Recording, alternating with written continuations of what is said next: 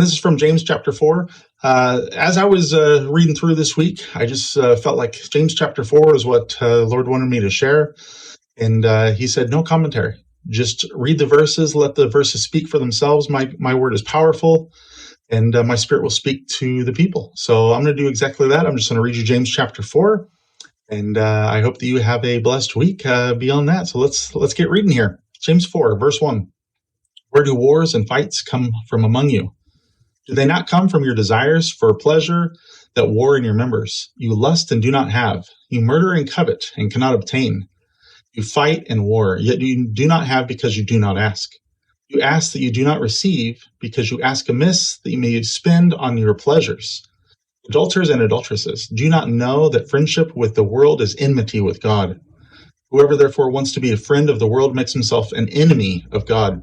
Or do you think that the scripture says in vain, the Spirit who dwells in us yearns jealousy, but he gives more grace? Therefore, he says, God resists the proud, but gives grace to the humble.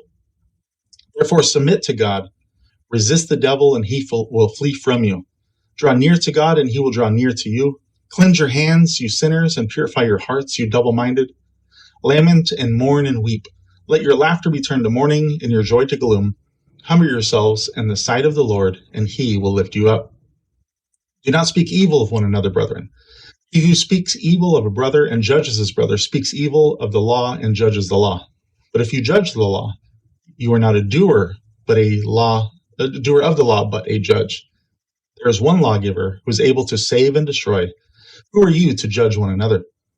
Come now, you who say, today or tomorrow we will go and do such a city, and spend a year there, buy and sell, and make a profit. Whereas you do not know what will happen tomorrow. For what is your life? It is even a vapor that appears for a little time and then vanishes away. Instead, you ought to say, if the Lord wills, we shall live and do this or that.